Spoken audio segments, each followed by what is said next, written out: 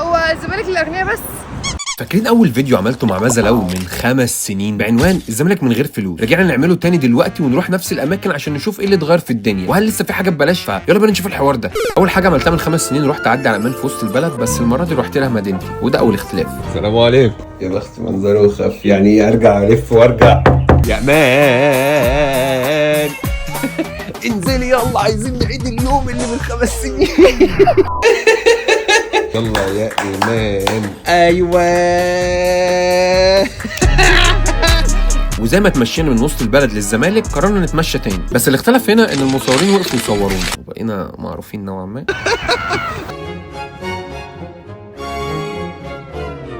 بس نفس الهبل ما اتغيرش، واللي اختلف ان الناس بقوا يتقبلوا التصوير دلوقتي عن زمان. واول مكان رحناه من 5 سنين كان قصر عيشه فهمي، وللاسف كان مقفول، بس اللي اختلف انه المره دي مفتوح وكان في معرض الست ام كلثوم. لقينا لوح وجرايد باخبار عنها ومقتنياتها وحاجات غريبه. الست كانت نرجسيه قوي، تجميد صورتها عادل امام ما عملهاش. وتاني مكان رحناه زمان كان مكتبه ديوان عشان كان في قعده ببلاش. دلوقتي احنا رايحين ديوان وصورنا في الخباثه كده. تفتكري بعد ما هيكونوا عرفونا لا قدر الله نقدر نصور عادي؟ هنكتشف دلوقتي. حاسس بحريه اكتر عشان الناس بقى في تفاهم ان انت بتصوري وتيك توك والناس اتعودت على المشهد، فانا بصور براحتي. بصوا كده عشان اوريكم ان بقيت اصور براحتي. لو من 5 سنين بقى كان مسك في الخناق. وصلنا ديوان.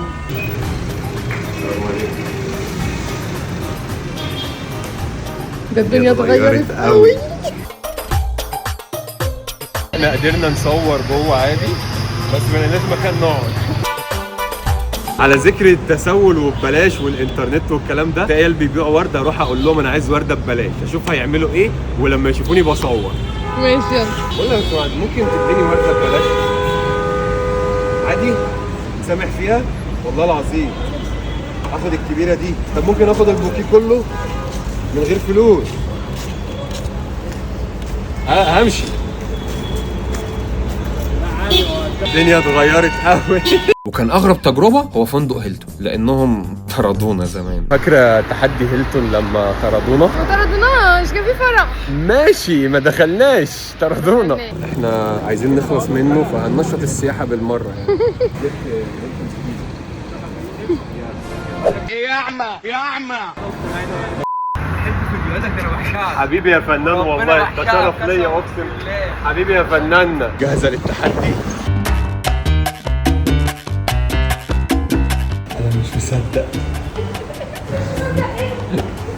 عامله ايه؟ ايه الاخبار؟ احنا اسعد. ونيدد. الناس بتسلم علينا واحنا داخلين. لا اتفضلوا اقعدوا.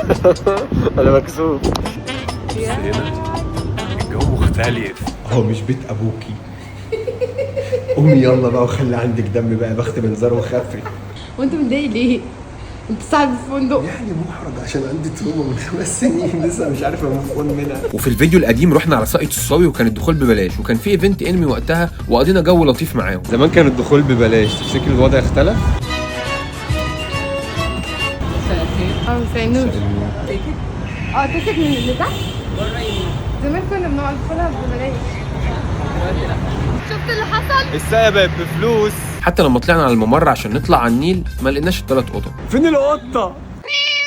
صورها لي وانا قلت القطه بالاي. وزمان كنت جايب يافطه مكتوب فيها انا مش شحات. بس دلوقتي الوضع اختلف.